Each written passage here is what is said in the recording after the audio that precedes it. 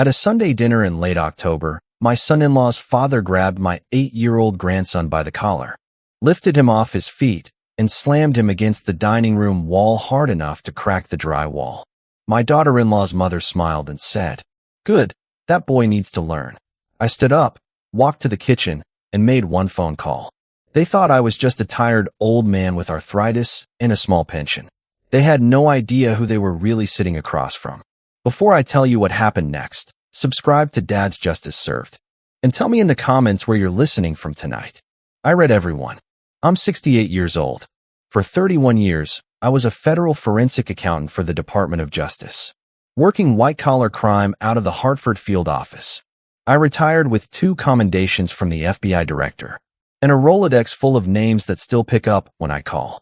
But to my son Tobias, to his wife Marigold, and especially to her parents, I was just the quiet old man from Wethersfield, who shopped at Stop and Shop on Tuesdays and drove a 14-year-old Buick. I hadn't seen my grandson August in 5 months. When the text came from Marigold, "Family dinner Sunday. August has been asking about you." No warmth, just functional words.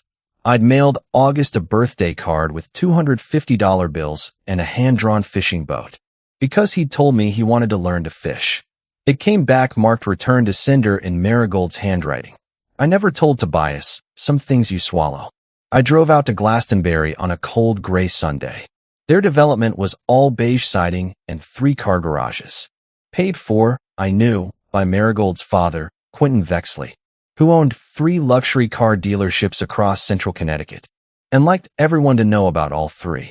I parked my dusty Buick behind his Range Rover, and his wife, Peniela's white Mercedes, and almost laughed, because 30 years earlier, I'd helped put a man in federal prison for buying cars, exactly like Quentin's, with skimmed pension funds. August ran across the living room the second he saw me, and threw his arms around my legs. "Grandpa, you came." He smelled like apple shampoo. He was thinner than I remembered, and there was a bruise on his forearm, yellowing at the edges, a week or 2 old. Quentin walked in holding a bourbon at 3 in the afternoon. Broad-chested, silver mustache, face permanently flushed. Well, look who decided to show up. He sized me up like a man appraising a trade-in. "Accounting," he repeated when I told him what I used to do, drawing the word out like it tasted funny. "Being counting." Me? I built something. 3 locations. 42 employees. You ever wonder what it'd be like to actually build something to buy us? My son stared at the carpet. He'd worked logistics for a regional distributor for 9 years. Steady, decent, honest work. And Quentin spent dinner grinding him down for it. "Your father raised you soft," Quentin said, loud enough for the table. "Look at him sitting there like a church mouse." Peniela laughed. Marigold smiled at her plate. I kept eating and watching, the way I'd watched men across interrogation tables for 3 decades. August kicked the table leg by accident. A drop of bourbon spilled. Quentin's face changed. "Come here, August." Tobias started to object. A small crack of resistance. And Quentin cut him off. August walked around that table with his shoulders already up by his ears, the way I'd seen grown men walk into interrogation rooms. An 8-year-old shouldn't know how to walk that way. It took 4 seconds. Quentin grabbed him by the collar, lifted him clean off the floor, and slammed him into the wall. A thump, a crack, a small high sound like a balloon losing air. Peniela kept cutting her chicken. "Good, he needs to learn," Marigold said. "Thank you, Daddy." Tobias half rose from his chair, then sat back down and picked up his fork. I have replayed that moment 1,000 times. I don't blame my son. I understand now what years in that house had done to him. But in that instant, the only thing keeping me in my chair was knowing that if I moved wrong, August would pay for it later when I wasn't there to see. So I folded my napkin, stood, and said I needed the restroom. Quentin waved me off. "Try not to fall in, old-timer." I locked the bathroom door, sat on the edge of the tub, and dialed a number I hadn't used in 3 years. Cadet State Police. Major Crimes. Lieutenant Brockhurst. "Vance, it's me." His voice changed instantly. "Boss, is that you? I need a unit at 47, Ashbrook Lane. Glastonbury. Witnessed a felony assault of a minor, approximately 8 years old. Perpetrator is an adult male. 6'2", 2:20, intoxicated. Child was thrown against a wall hard enough to crack the drywall. He's still on the floor. The mother and grandmother approved of it out loud. I'm in the home. I'm not in danger. But the child needs medical evaluation. Jesus Christ. We're rolling. Address again. I gave it. One more thing, Vance. The grandfather is Quentin Vexley. Owns Vexley Auto Group. Courtesy call to the Glastonbury chief. And to ADA Holland back if she's reachable. This is going to get loud. Already on it, sir. I splashed water on my face. Looked at the tired old man in the mirror. And thought, I'm sorry, August. I'm so sorry I let it get this far. Then I started recording video on my phone. And walked back to the table, holding it casually at my hip. August was back in his chair, eating green beans one at a time. Mechanically, the way you do when finishing your plate, is the price of being left alone. Quentin was already back into his sales pitch to Tobias, meddling him about hockey being for rich kids. Football, toughening a boy up. No offense, son. While I kept filming and kept my face still, the doorbell rang 18 minutes later. 2 state troopers, a Glastonbury officer, a paramedic, and Lieutenant Vance Brockhurst, gray at the temples now, 55, a man I'd trained on his first major fraud case. 26 years ago. Quentin half stood. What the hell is this? This is harassment. Private property. Vance knelt by August 1st. Son, I'm Vance. I'm a police officer. My friend here is going to look at you, okay? Then he straightened and looked at Quentin. We're here in response to a call from a witness in this home, reporting a felony assault on a minor. Please remain seated. Witness? What witness? Vance turned to me. Sir, can you confirm what you reported? I set my napkin down. My name is Wendell Coffier. I'm August's paternal grandfather. Approximately 22 minutes ago, in this dining room, I personally observed Mr. Vexley grab the child by the collar, lift him off the floor, and throw him against that wall. I pointed to the crack in the drywall. The child couldn't breathe normally for about 40 seconds. Mrs. Vexley audibly approved. My daughter-in-law thanked her father. I have video. Quentin's face went from red to purple to a waxy gray. You called the cops at my dinner. Who the hell are you to take his word over mine? Vance's jaw tightened. This man is Wendell Coffier. He served 31 years as a senior forensic accountant with the Department of Justice, testified in over 200 federal cases, and trained me when I was 26 years old. When he tells me what he saw, I believe him before he finishes the first sentence. The room went silent. Marigold looked at me like she'd never seen me before. The paramedic straightened up from August. Tenderness along the upper spine. Pupils slightly uneven. I'd like to take him to the ER. He's fine. Marigold snapped. Don't touch him. Ma'am, that decision isn't yours alone right now. Stobius stood up slowly, hands flat on the table, like he was steadying himself against an earthquake. Take him, he said. Take my son to the hospital. I'm coming. As the paramedic carried August past me, wrapped in a foil blanket, my grandson reached out and touched my hand. Grandpa, are you coming? I'll be right behind you, I promised.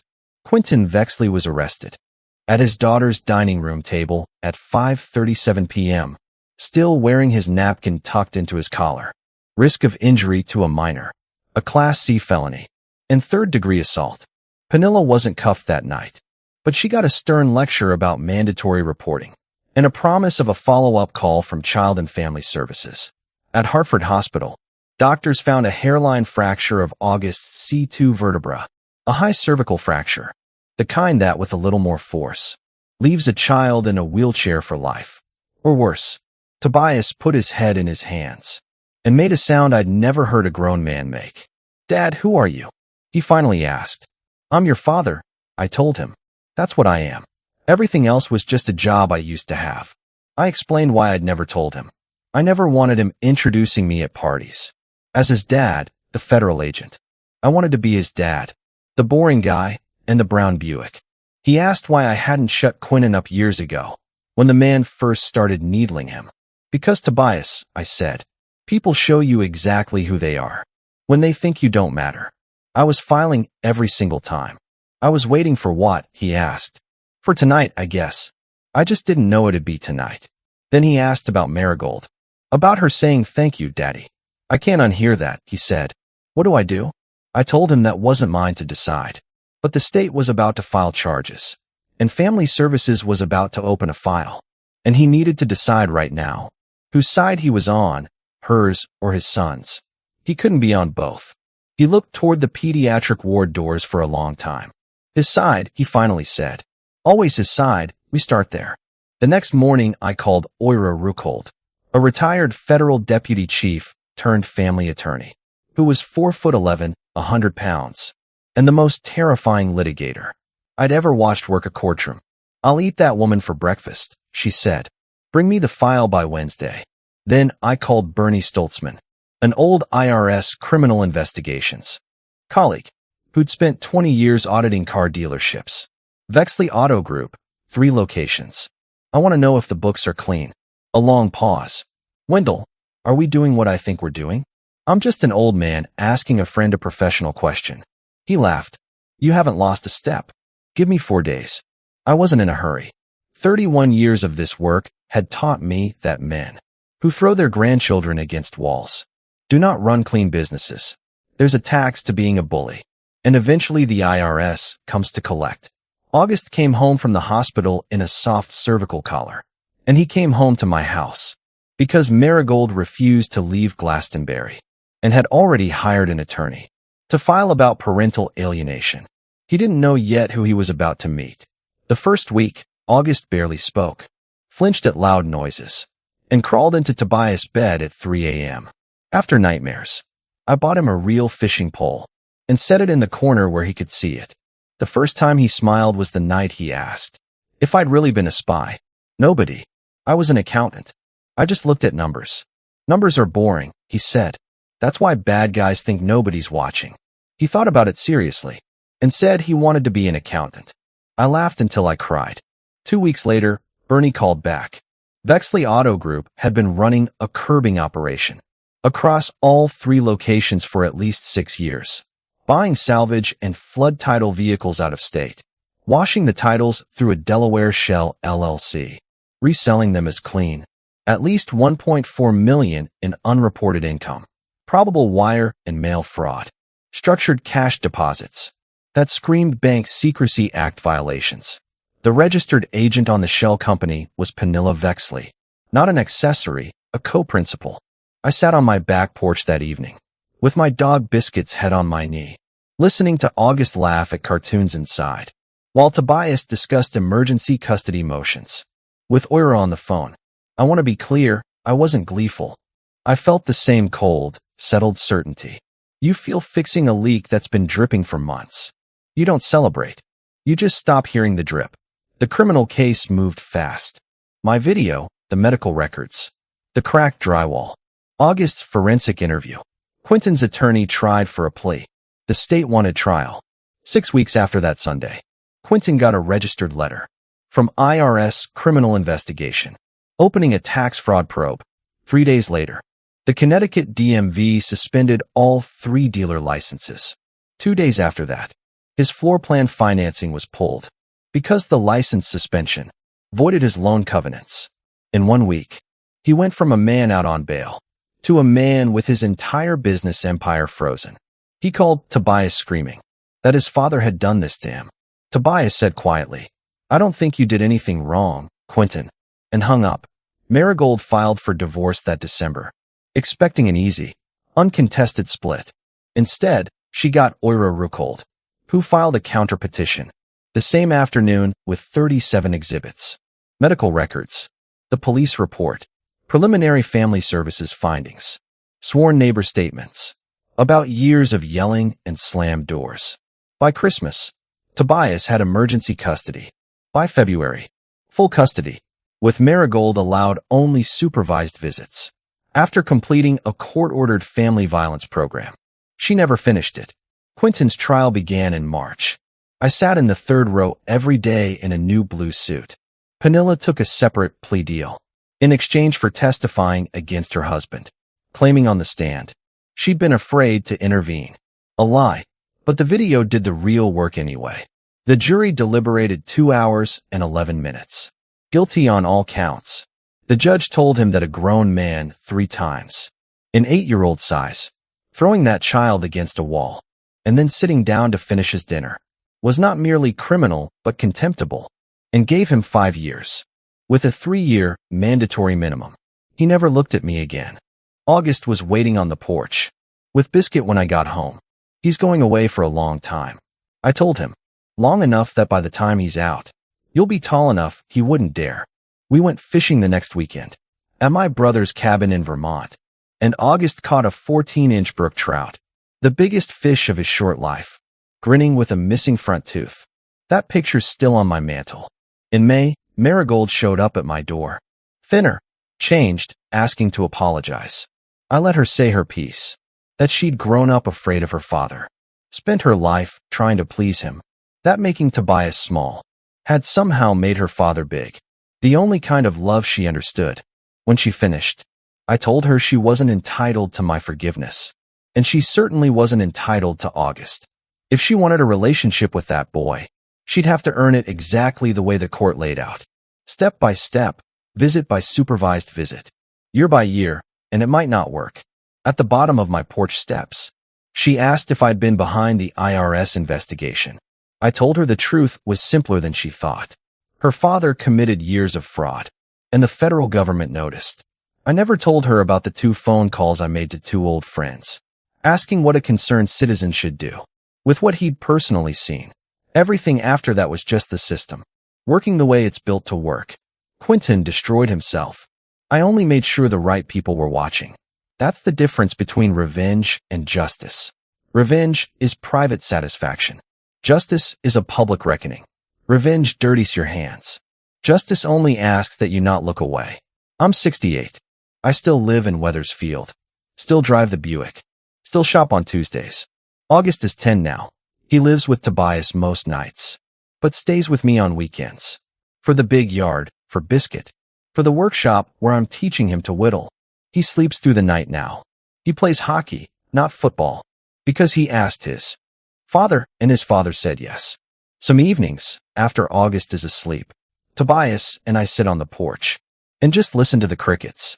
One night last fall, he put his hand on my shoulder and said, "Dad, thank you for all the years you didn't tell me for the night you did." I didn't say anything back. I just put my hand over his. People will look at you your whole life and decide what you are by the car you drive and how quiet you talk at dinner. Let them be wrong. The ones who matter will figure it out eventually, and the ones who don't will never know.